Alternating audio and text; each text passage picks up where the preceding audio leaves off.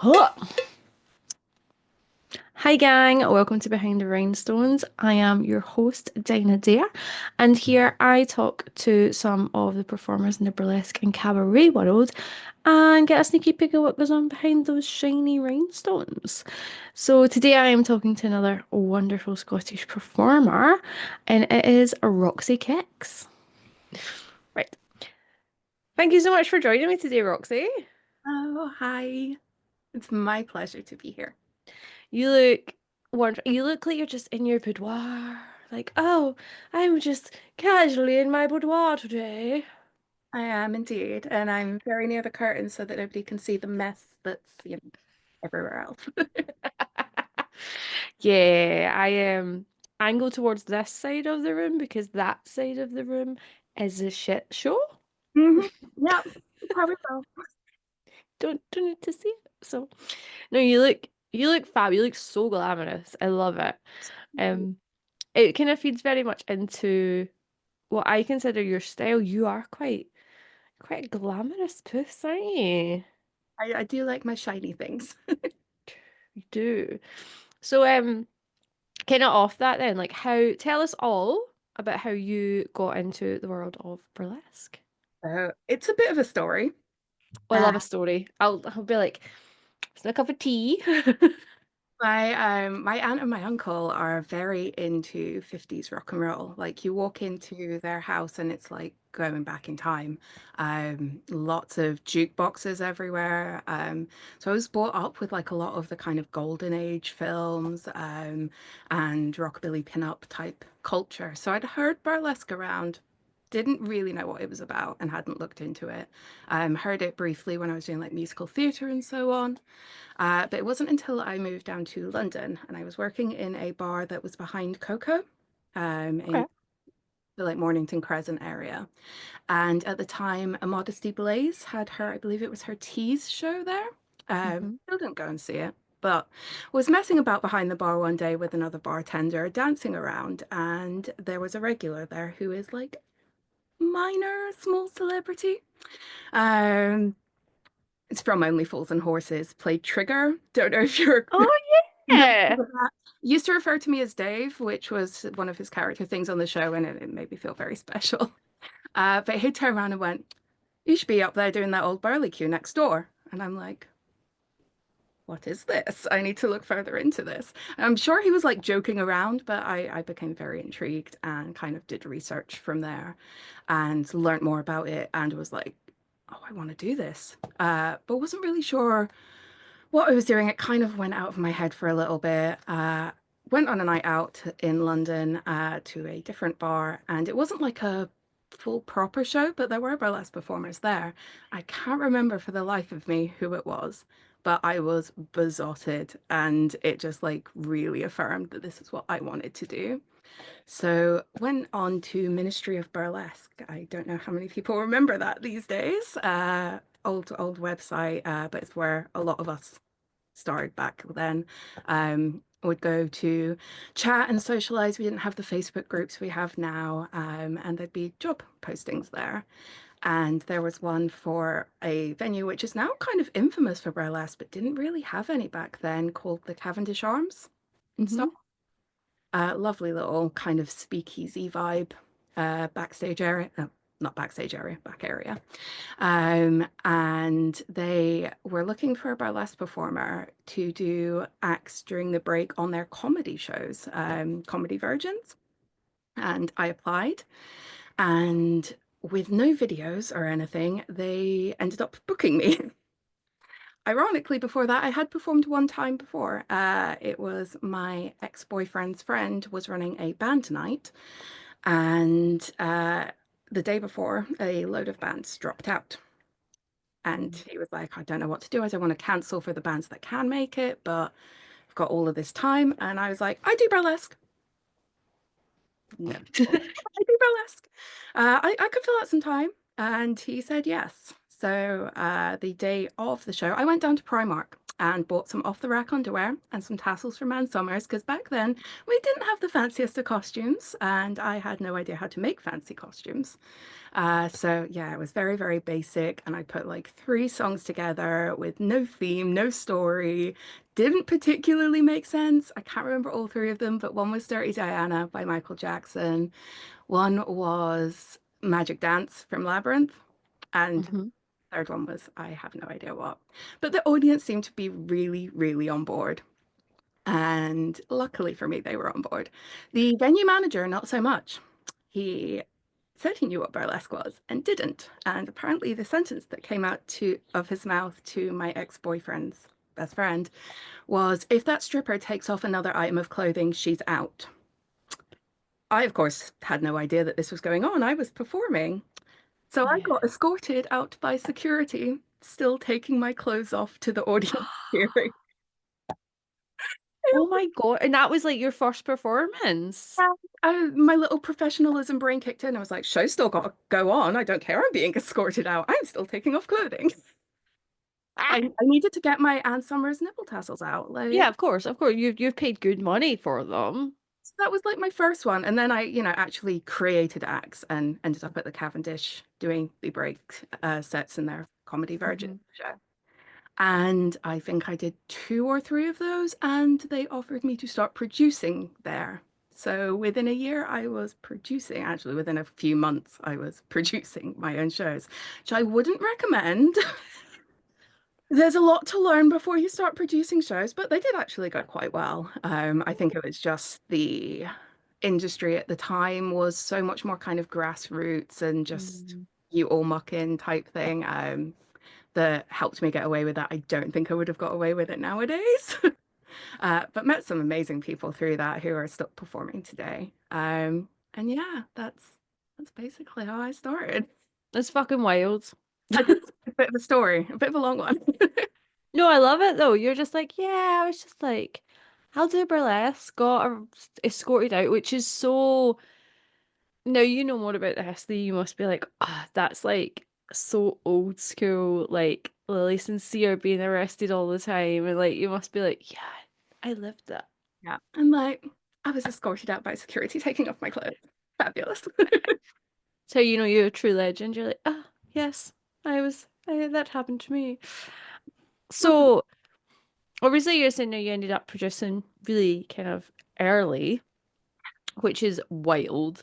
Like how was producing? Like what was that like as an experience to kind of go from yeah, doing a few shows to being like, oh yeah, put on your own show? Like how did you I know you're saying you had that ministry of burlesque to get in touch with people. Is that how you found people to be in the show? That's basically it. I would just post on there and be like, "Hey, does anyone want to come and do a show?" And it was a variety show, so it wasn't just burlesque. We had comedians from Comedy Virgins, like would get passed on to me if it seemed like they would fit that sort of Hmm. style. Magicians, drag queens, all sorts of wonderful, wonderful people. Um, I didn't host back then, so I was always having to find a host as well and try and explain to them, not really knowing what I was doing myself, but we all kind of chipped in and made it work. It was definitely, I mean, it was my show, but I kind of think of it as like all of the performers who were there. It was their show. We all made it happen together. It sounds very punk rock. It was quite punk rock. I like Yeah, that. it feels it. I think you're saying as well you kind of grew up with that exposure to kind of 50s essentially. I feel like that comes through a lot in your styling now. Like you're just sitting here with your blonde 50s hair and like as you sort of have that sort of style. Is that a conscious choice or is that just because that's what you've been attracted to because you've kind of grown up surrounding that or Yeah, I feel like it's a little bit of both. It's definitely like a look that I was attracted to and kind of wanted to emulate. As I said about my aunt and uncle, my aunt's now passed away, but she had a massive obsession with like Marilyn Monroe and Elvis mm, and so on. And she would like dress me up when I was younger in her petticoats and stuff. So it was kind of like a little bit of a love letter to her as well. Like a lot of her kind of pin-up-y vintage clothing I still wear. Sometimes it becomes stage costume, sometimes it's just my day-to-day wear. And it's, yeah, like a little love letter to her to be like, you're still with me, like I'm carrying you around. So. That's really sweet. So, other than that, what would you say are some of the biggest influences on your style and your work in general? It doesn't need to be people, just like in general. Like so much. I have my notes here. So, so I mentioned my aunt and uncle. I'm also very inspired by 80s video vixens. I do like a lot of my acts, or most of them, have 80s or 80s influenced glam rock in it. And when I came up through the scene, there wasn't really anyone doing it. There was myself, there was Daiquiri Dusk, and I think that was about it. I don't know if Daiquiri had the same, but I was told that there wasn't really a place for it, which makes me Mm. laugh now because I love the fact that we have people like Isla Storm and Polyanther, so many people doing like wonderful rock and roll um, kind of vibe acts. And that's where my name actually ended up coming from because originally I was Roxanne Von Noir, but that's a different story. So yeah, 80s videos vixens, Tawny Katane, Bobby Brown, who is known as the Cherry Pie Girl because she was in Cherry Pie by Warrant. Music itself is a massive influence on me Mm. in day-to-day life and performing. My musical theatre background as well. Artwork inspires me heavily. One of my acts, my Pink Panther act, was inspired by this beautiful drawing that Jennifer Elder did. And I looked at that and went, I, yeah, I need to do this. This needs to be me. Um, and then just other burlesque performers. Every single show I see or I perform in, I'm getting so inspired. When I came up, like some of the bigger names in London were like Luna Rosa, Tempest Rose, Betsy Bonbon, Polly Ray, just these people who are legends in their own right nowadays. Ivy Page as well, like she's touring with Evening of Burlesque, just these incredible people that kind of really set a precedent for me straight away. And now we have people like Frankie Fictitious and Gina Sterling, Ginger Valentine, Isla Storm, like so many incredible performers from so many different areas. I love Australia's style of burlesque a lot. So I've seen interviews you've done before, where you have mentioned that everywhere seems to have its own little style. Yeah. And I like massively agree. Like just Yeah. oh, so many good ones. And then obviously like our proper legends, our very own homegrown one, Good Time Mama Jojo, and Tempest Storm, Marinka, Gypsy, Rose Lee, like so many wonderful performers that you just can't help but watch and think like this is why I fell in love with it in the first place. Mm. This is this is why I do this. They're just so inspiring. So inspiring. They are. I think taking inspiration from other performers is, sorry, I'm getting itchy nose. Taking inspiration from other performers is such a big part of what we do, I think. And I think it's why you'll hear me battering on about this all the time. I'm always like, go and see shows. Mhm. Like, I know it's hard, I know we're all poor, but try and see shows, even if it's a case of watching like online if someone's posting them. I know Zurich Festival, we're doing like a live stream if you couldn't be there, which I thought was really cool. Obviously, Beehoff does it. Um, I'm pretty sure the Peacock Lounge, all of their acts go on YouTube. Like, there is ways to still see it and kind of soak it Yeah. in. Yeah. I think Dundee Burlesque Festival puts most of their acts on YouTube as well. Nice. Yeah. There's Yeah, so much thoughts. there if you want to go and look for it. 100%. You said a few things there I wanted to pick up on. Cool. First one, origin of your name. Yeah, let's talk about that because you kind of were like, it's this, and now it's this. Yeah, I changed it in 2012. So it was Roxanne Von Noir originally, but I just didn't feel like it was really clicking with me, just not quite connecting. And because I was trying to do the kind of 80s rock thing, I knew I still wanted Roxy or Roxanne, but I sat down and made like a spider web diagram of 80s bands, the people in those bands' last names, words that fit the vibe, like Wild Side, trying to really get that 80s sleaze Sunset Strip vibe going, and ended up with Kicks because there's an 80s band called Kicks. It's also reminiscent of Nikki Sixx from Motley Crue. And I was already becoming known for doing high kicks and jump splits. And at 6 foot, I've got quite long legs. So it just kind of really fit. And then the way I spell it, it ends up that I have triple X in my name as well. Yeah. Mm-hmm. Yeah, I'm like that works. And I have tried to change it a couple of times over the years when I've been trying to move in different directions. But none of the hosts who have hosted me before seem to ever be able to remember a different name for me and disagree that I should change it. I'm looking at you, Griffin and Jones. Um, they like blanket refused to call me anything else. I'm like, I guess I'm Roxi Kixx. Yeah, that's stuck. Yeah, I can't imagine that the boys would just be like, no, no. They were like, even when they would try, they're like, I like Roxy Kicks better. I'm like, "Oh, okay. You know, you guys know what you're doing. You're pretty damn good, so I guess I'll take your advice." Yeah. It's hard to kind of pass it up when they're like, yeah, that's what it is. Why were you looking to change it?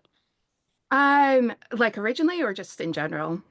When you're talking there about like a few times you've maybe tried to change it from Roxy Kicks. Yeah, just going in different kind of directions. There was a thing a while ago, especially when I was coming up through the burlesque scene, where you were told to stick to one style. Like that was Mm. it. That was your niche, and you couldn't really explore elsewhere. And I'm somebody who loves to explore different avenues of performance. So whenever I felt like doing that, I was like, oh, I can't really do it as Roxy Kixx, so I'll create a different character and try and do it that way.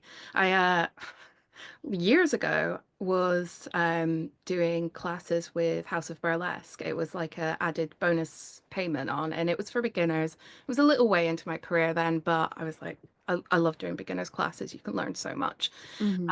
And I decided I was going to approach it as an entirely different character and came up with the character Roxy Stardust and then researched her. And she existed, and now we work together all the time and are really good friends. But I'm like, I created you in my head and you're real. Was the character in your head as mental as Roxy actually is? No, no, I really Yeah, thought no. she was. It was basically because I had a hamster at the time that I had named Ziggy Sawdust, because the only song that he would sleep to was Ziggy Stardust by David Bowie, and he was a hamster, Sawdust.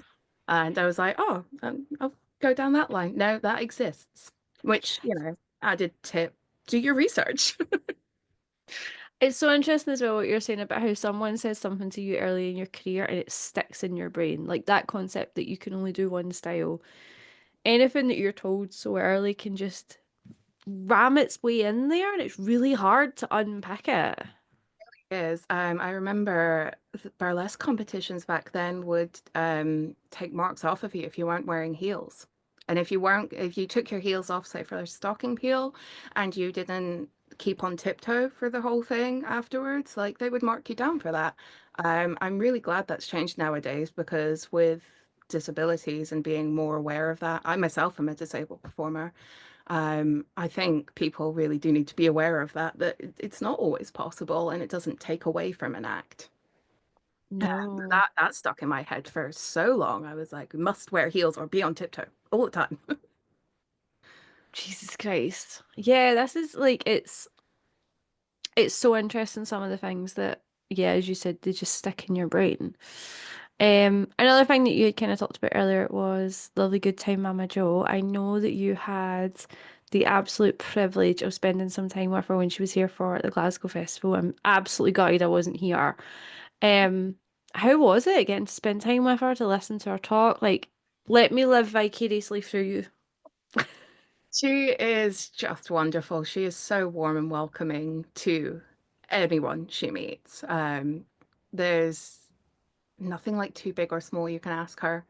She's Mm. very, very open, very willing to talk about her history, and it is an extensive history. It is a lot longer than some of us have been alive.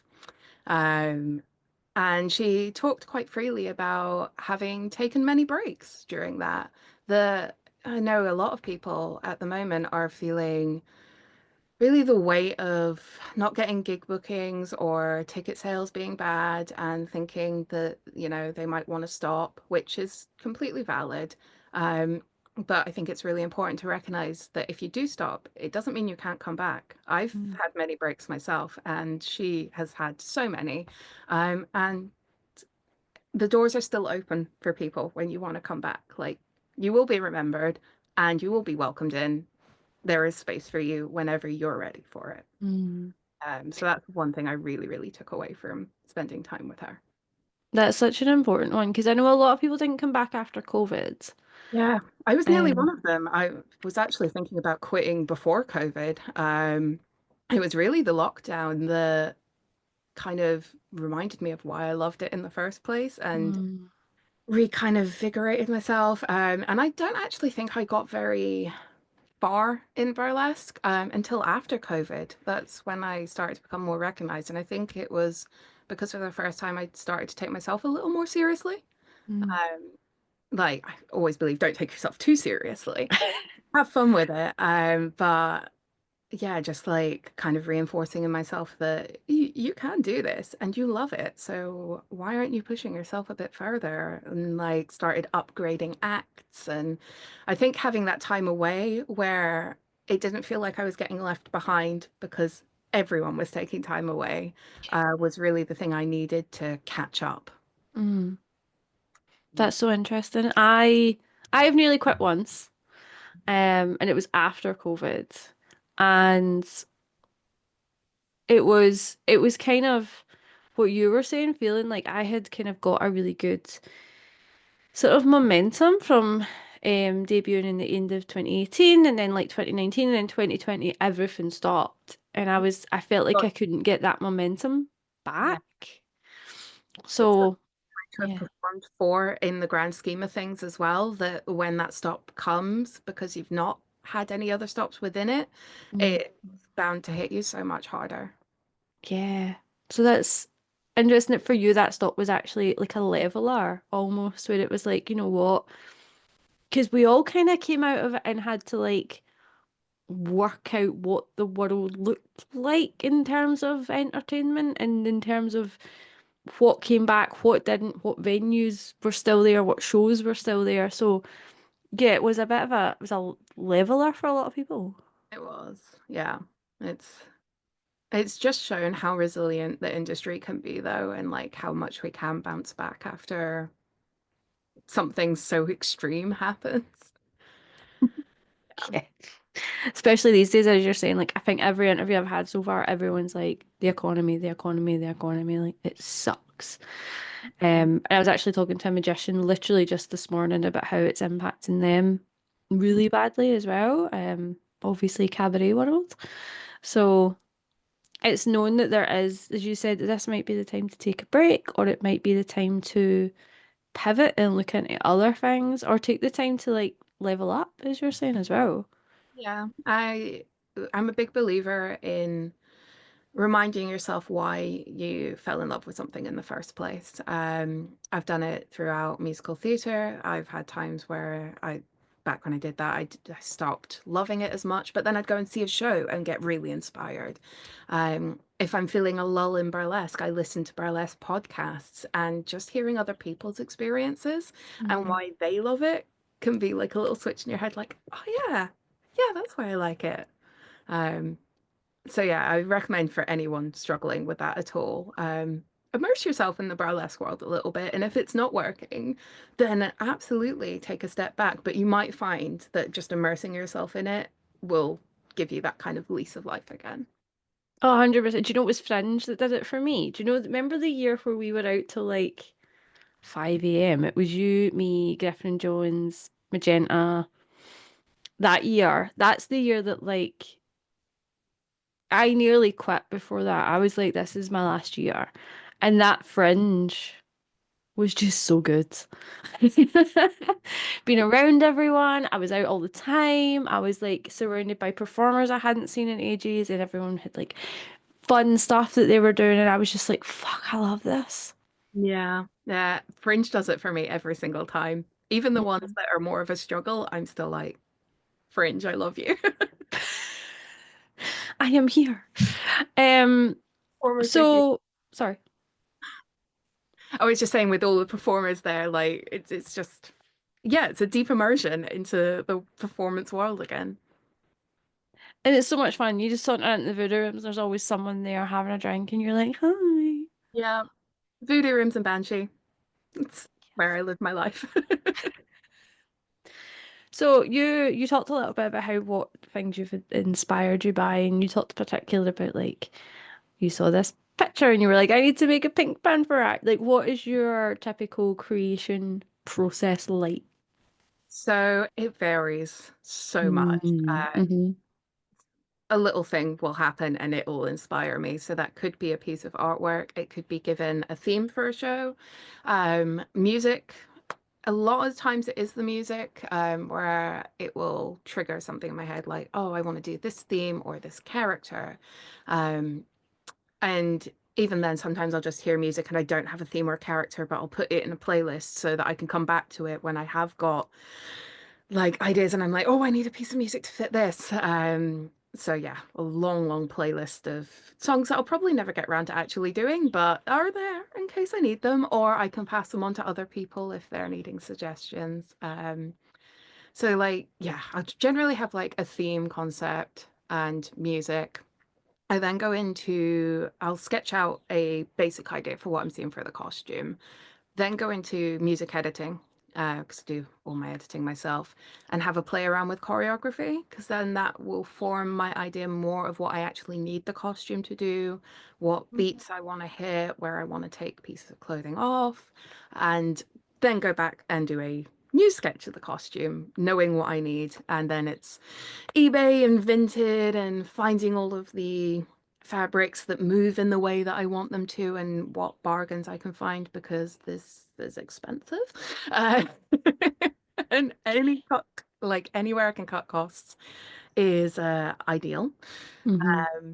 And just create the entire costume from there and put it all together and then start sending it out into the world. And the choreography will change like a million times. I'm never somebody who has strict set choreography. I know what's happening and where, and the rest I will vibe with the audience, see what energy I'm getting back from them. Um, I mean, if you've got somebody sitting over here who's really, really into what you're doing, and somebody over here who's not so much, like if your choreography's all over here, it's much harder to play with the one that's really, really enjoying it. Um, so yeah, I love to kind of improv burlesque. I love doing improv burlesque shows as well.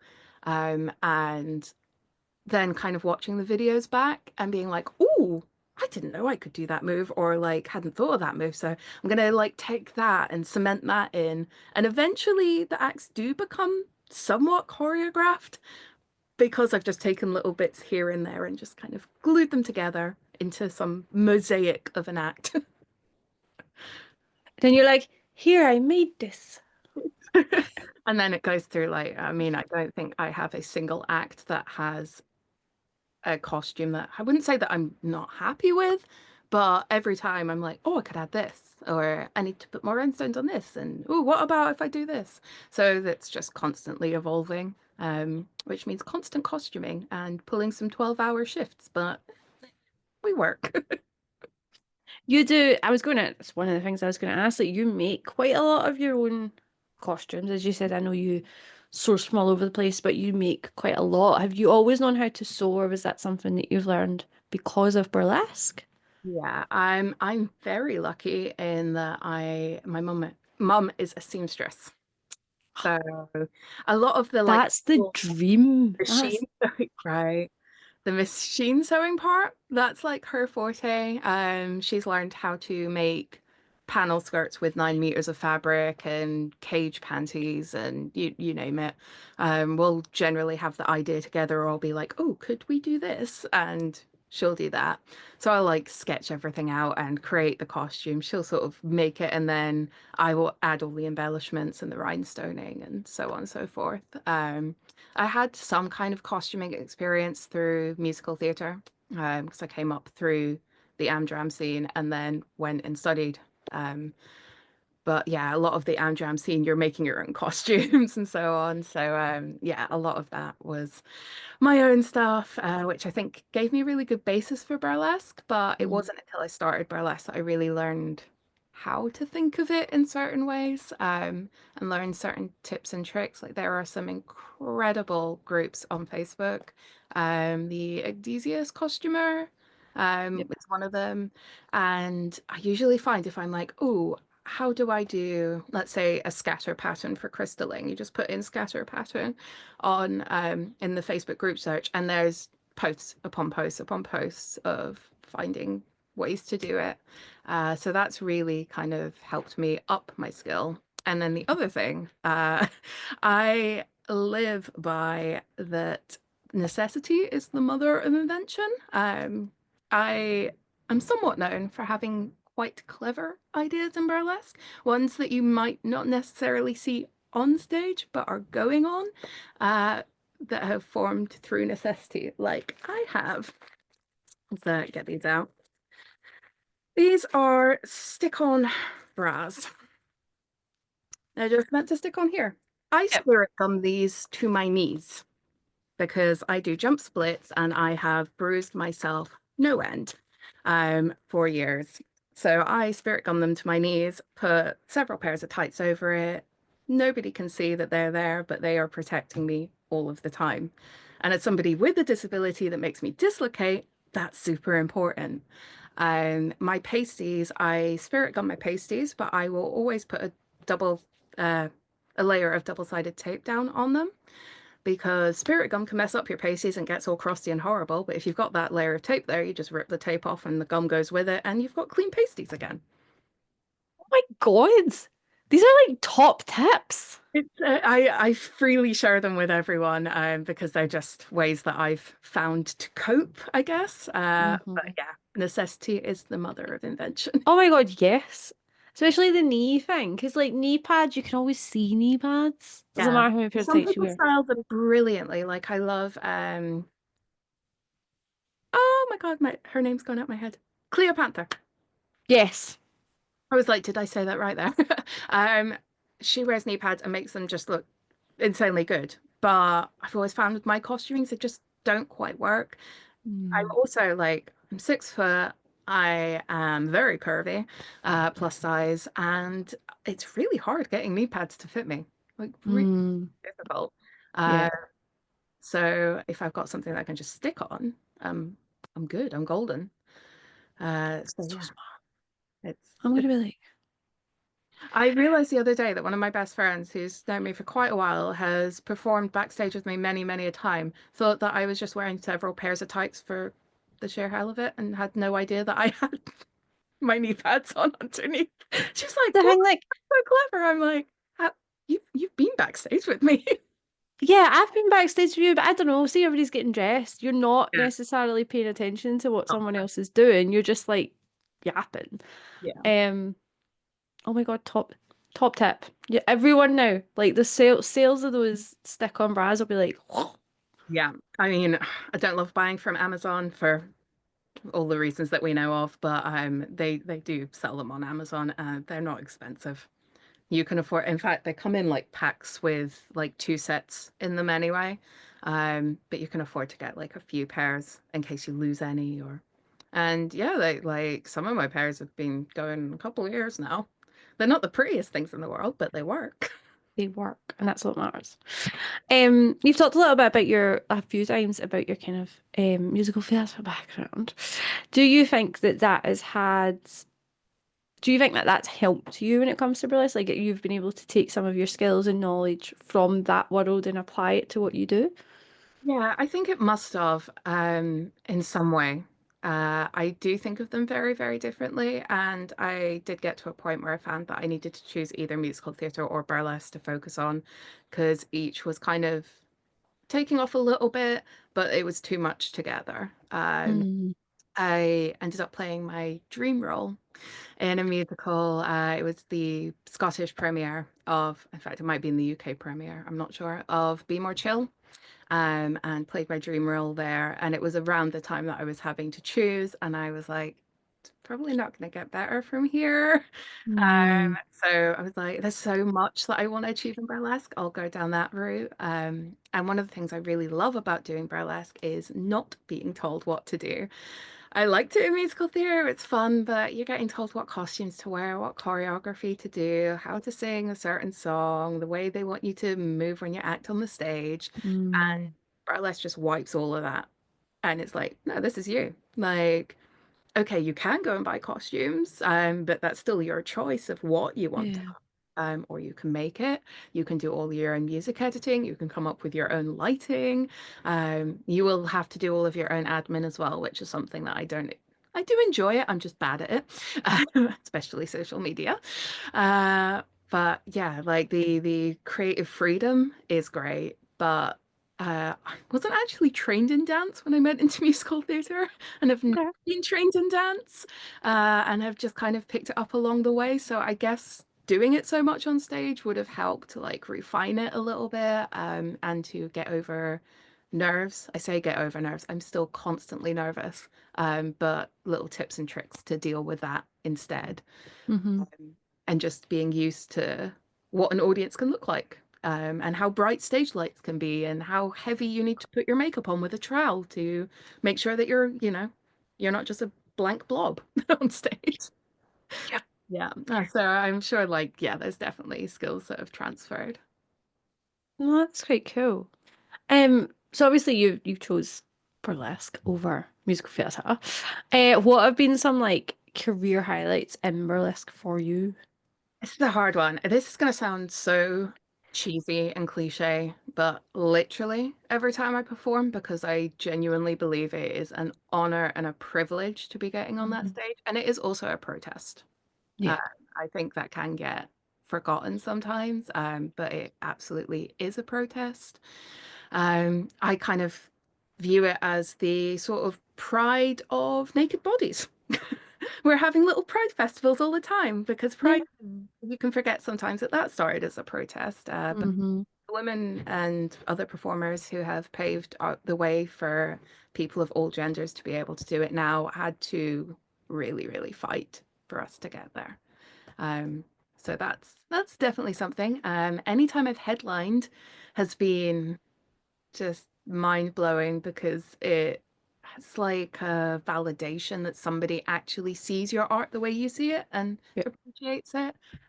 Again, absolute honor.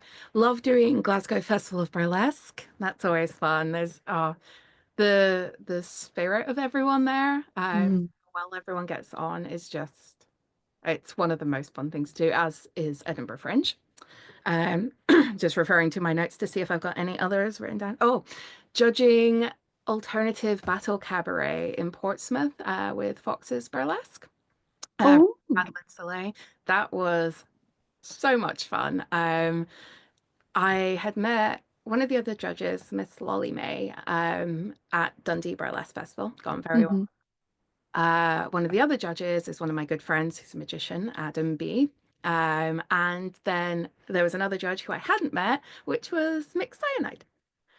So, Oh, you had like the loveliest group because I know all of them and they're wonderful people. fun, right? It was so much fun. It was just such an honor.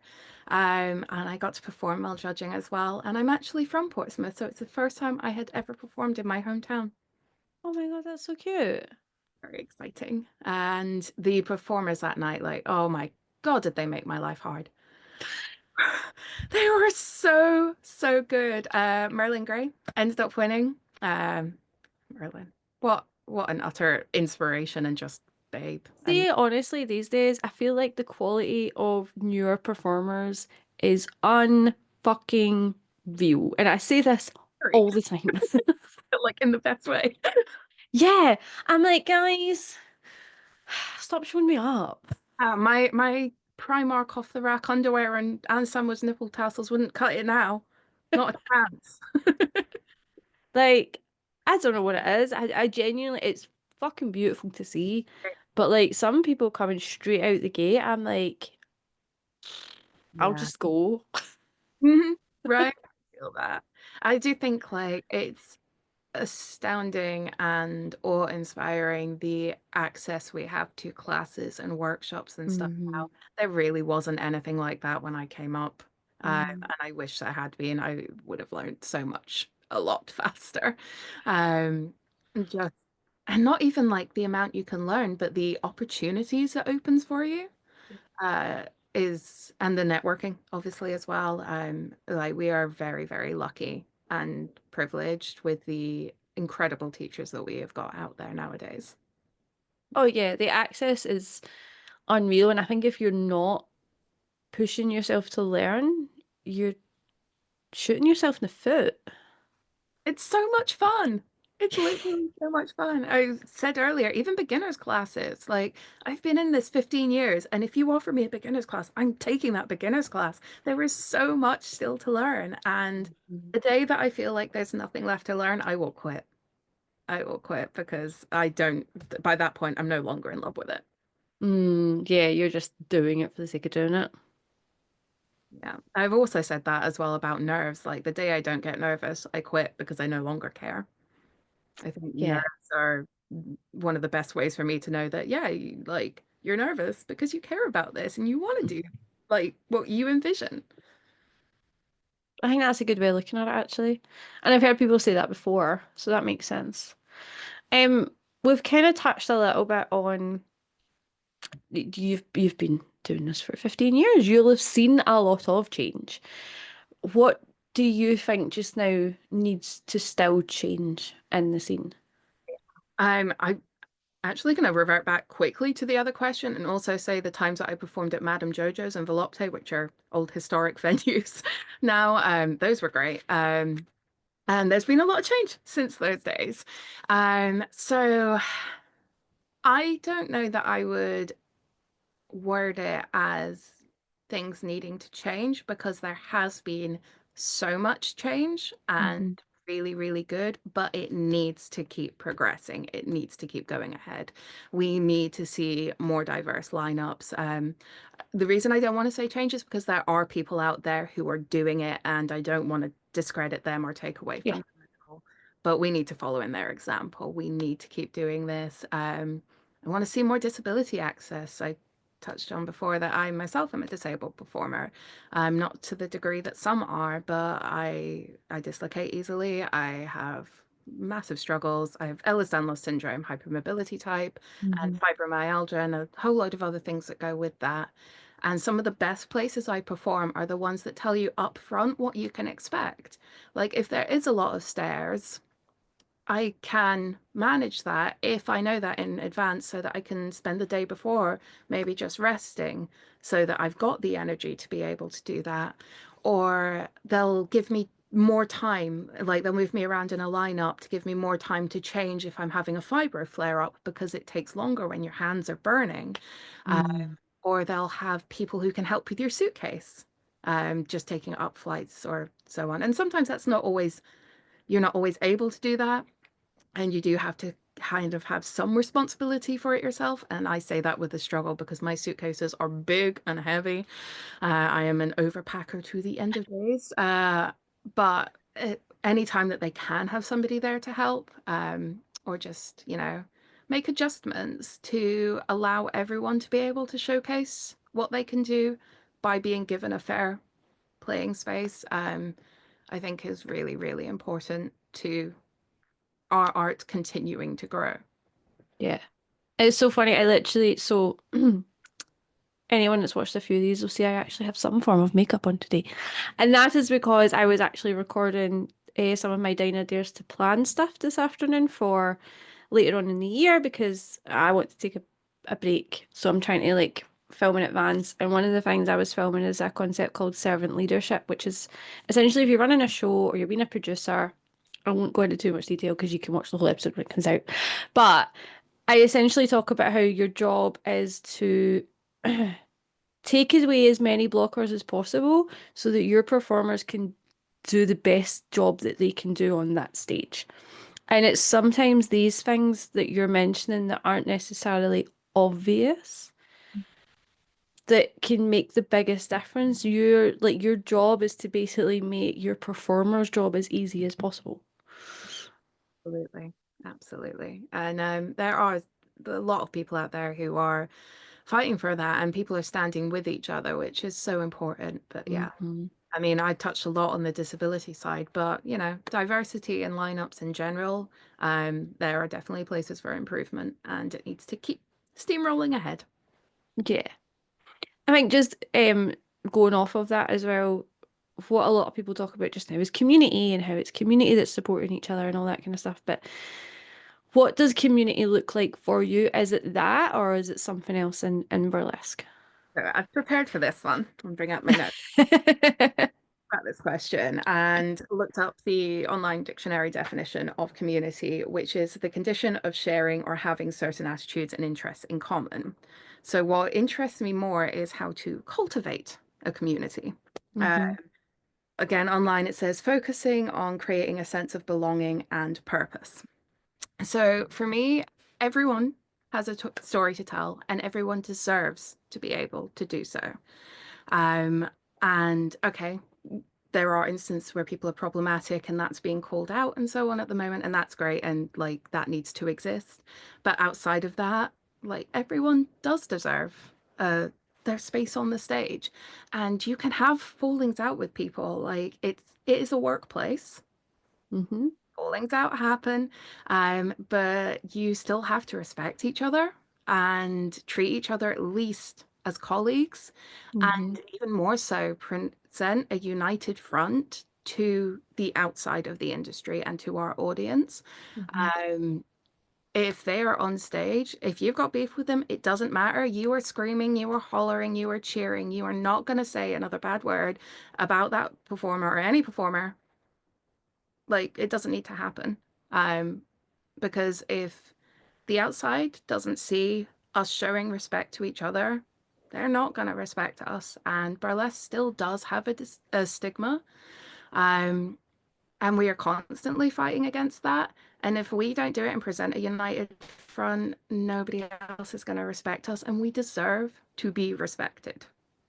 So, yeah, for me, that's community. You don't have to get on with everyone. You do have to know that they deserve to be on that stage just as much as you do. Yeah. No, I think that's very poignant words. Like, I think you're totally right. Yeah, I think my brain's just like, oh, she said really smart things, and now my brain's like, oh. I think it's No one I've ever been on things. no, I do. It's just I love how much work you've put into this as well, like fucking respect. But I think I've been on the receiving end of people being in the crowd and not cheering because they don't like me, and it's not nice. And I think you're right. I've said this before, like we're colleagues. You wouldn't get away with that shit in a like day job. Um, so you It really isn't can't a be doing that reflection. shit. Yeah, can't be doing that It's not shit a at a reflection show. reflecting how they feel about you as a person, and that's not what's on stage. Their Hmm. problem with you, their beef with you outside of it is not what's being presented right now. So why aren't you screaming and hollering as much as everyone else? It's also just rude. Yeah, yeah, it is. Or like sitting there on your phone or whatever. I mean, obviously between acts, sometimes people need to be on their phones. People, again, have disabilities or mental health conditions where they feel safer when they're on their phones. But when somebody's on stage, you give them the time and respect. We were taught that in primary school. When the teacher is talking, you're listening and you're responding. Why are we forgetting that now? Let's not. Yeah. I feel like those are so poignant words. I don't know if the next question I'm going to ask is maybe you've maybe kind of answered it with this one, but I suppose do you have any sort of specific advice for anyone who is newer on the scene, coming from someone who has been doing this for a while, my love? I do indeed. Where have I put that in my notes? I've asked you the questions out of order, so that's That's cool. probably not helping. Um, so I would say, first and foremost, the hardest, most difficult part is the first step. And that goes for a lot of things, not just burlesque. Once you've taken that first step, you've done the most difficult part. You're already there. So go along to classes. If you can't afford classes, people have different means available to them. There are classes online. There are some free stuff around. You can find a way. If I could do it with no classes or anything, anyone can, like, trust me. Secondly, look after yourself. Mm. The biggest hypocrite on that one, but like, do what I say, not what I do. Um, you probably remember when I had my suitcase stolen. Yep. And lost all of my costumes and had deadlines that I needed to meet. So had to remake an entire bunch of costumes. And again, talking about community, the way the burlesque community came through for me then, like Mm. so many people were either donating money to me or sending me costume pieces. My like favorite act at the moment is a mishmash of stuff that people sent me, and I feel like I'm bringing them onto the stage with me. And even audience members were like chipping in, and so like that was just outstanding. But in making the costumes, I forgot to drink water and ended up severely dehydrated, to the Yep. point of very, very bad illness. I burnt out. I've done some stuff that has made my health not great, and especially as somebody with the conditions I have, not a good idea. So look after yourselves. Drink water. Please drink water. Um, Go along to classes, not classes, shows. Shows. Go to shows. Watch shows online. What else have I got? Oh, you never have to perform. You can go and do classes just for you. The chances are you'll probably end up wanting to, but never feel like you're forced into it. You can enjoy this art form just for you. Nobody else whatsoever. Or, for your cats. My cats are my judges whenever I'm creating an act. And I've never met an audience that's as cruel as them. So if I can make them happy, that's fine.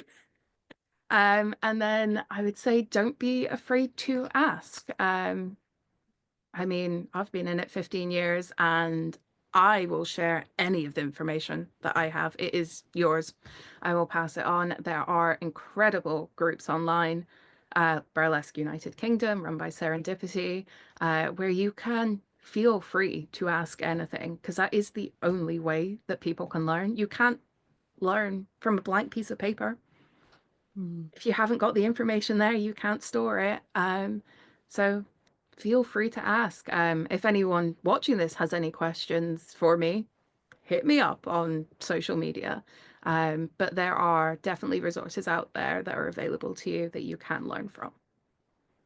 Yeah. And I can confirm because I'm pretty sure that I've pestered you. I'm like, "Hey, Roxy, what's gonna help?" I'm the same with you. You were one of the lovely, lovely people who sent me stuff during my suitcase trials. Yeah, I just remember I remember seeing it and being like, oh fucking I was like, right, I've got so much shit. I've got a full box of shit up there, but I was like, right, what could Roxy actually use? Because as you said, you are like 6 foot tall. I am not. So I was like, what do I have that she can maybe use? So I'm so glad I could be of help then. Yeah. And on that note as well, tip. Don't fall asleep on a megabus or get distracted on a megabus. People will steal your stuff. Uh, Mine was a bit more extreme than that, but I've heard of people just falling asleep. I will always sit on the window side, right by where the luggage is now, and I do not sleep. Well, every stop I'm like, is anyone stealing my stuff? Is anyone stealing my stuff? I don't blame you. I done a mega bus recently a couple of years ago. Just went down to London for a gig because not even to perform, like to go and see a band. And I got the mega bus for like the first time in literally since I was a teenager. And I just like had my bag on like because I didn't take a big bag, I just took a backpack, so it was basically for the day. So I just had it on my You can lap and do I just that. kind of fell asleep that way because I didn't have a lot suitcase. Yeah. So it wasn't too bad, but yeah. Nerve-wracking. Oh, another piece of advice I have. People have their own rules about drinking at showtime and so on. I like to feel fancy while I'm getting ready, and I go for this. No Prosecco. Yes. Has zero alcohol, but you can have a little glass and pour it in and you feel fancy. I always offer the other performers, and that way you don't feel like you're trying to get them drunk. Uh, and it's created really nice moments with other performers before as well. Just sitting there sharing a glass of non-alcoholic Prosecco. Um, it's been good for networking. I've had people ask if I want to come and do gigs with them because of it. It's And yeah, it's a really nice way of having a control over your nerves by doing something that feels fancy, but without numbing yourself with alcohol. I've had my problems with alcohol in the past. I don't recommend it. I don't know if you ever tried, there is a pink version of that. This one? Yes. Yes, she's already got it. I I'm gonna love that done. stuff. Probably gone and got you done off of YouTube now for doing brand placement. Here. Um, I love Right. that stuff. Who wants to It's sponsor us? Like, feel free. oh, that would be so good. I love that stuff. It's so cheap as well. It is Um, £3.25 a bottle or something like that. It's so much, it's cheaper than a glass of Prosecco at the venue. Obviously, check with your venue whether you're allowed to bring outside drinks in. Usually, because it's non-alcoholic, they're fine with it. But check just in case. But it is a lovely experience to sit backstage and be able to share that with people. well, that's so cute. I look forward to us having one next time we do a show. Yeah, I'll make sure I've got some with me at Edinburgh Fringe if you're there or whenever we're doing shows again. Of course I'll be at Fringe. Of course I'll be at Fringe. I basically live at Fringe You when keep it's getting Fringe. off internationally. I have no idea. I will be at Fringe at least one weekend, probably more than that.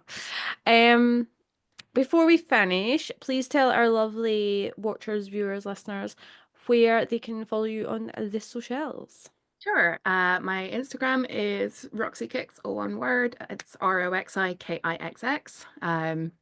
As I said, puts the triple X in Roxi Kixx. I do have TikTok. I don't really use it. I say that like I use my Instagram. I'm awful at social media. Like, if I ever make it big, I'm paying somebody to do my social media for me. I do have a Facebook, not on that very much, but yeah, Instagram, I'm on it if I'm even if I'm not posting on it. That's So yeah, that's where I speak to you. I'm like, hey, anyone can reach me there. Anyone. I'm so like I don't know if envious is the right word because it's so deserving and I'm so happy for it. But seeing you go and doing all of these amazing international gigs, I'm like, oh, wow. It's on my bucket list. I need to do international gigs. yes, you do. Just apply. I honestly, I will say that I say this to everyone. See, last year the number of shows that I got, I just kept it. I literally applied for things like, well, I'm not fucking getting this, am I? But meh. And then it came back accepted, and I went, well, Need I to, need to make that work, don't I? Um, the and finance obviously, side of it as well is difficult, especially where I live. I live in a place that has 909 people in it. It's very outside, very rural, and very difficult to get anywhere. But I'm getting to a point where I'm like, I don't care. I need to spend the money. I'll spend the money. I'll go. do it. See, especially if you can get there is festivals that will pay. There's like, you've been doing this for 15 years. Teach a couple of workshops, babe. That's the thing. I really want to teach workshops. I need to figure out how to teach workshops. And I think because I didn't come up through doing classes, I've never learned how to properly structure teaching. And there are some people who are great at that, and I think I would be good at it, but I also know there are some people who are not, and I might be one of them. I really need to sit down and focus on that at some point. But I mean, Yeah. there's things in the UK that I'm still desperate to go and do, like Hebden Bridge. I would love to do Newcastle Festival Burlesque with Trixie Blue. Like, oh, so many that I need to get on board with. And you will. I believe in you. No, thank you so, so much for spending your time with me today. I feel like I've been invited into your boudoir, so thank you so much. Welcome anytime. And yeah, I hope we get to share a stage again soon. I hope so too. I miss you lots. I miss you. Right. Mwah. Bye. Pleasure and honor. Bye.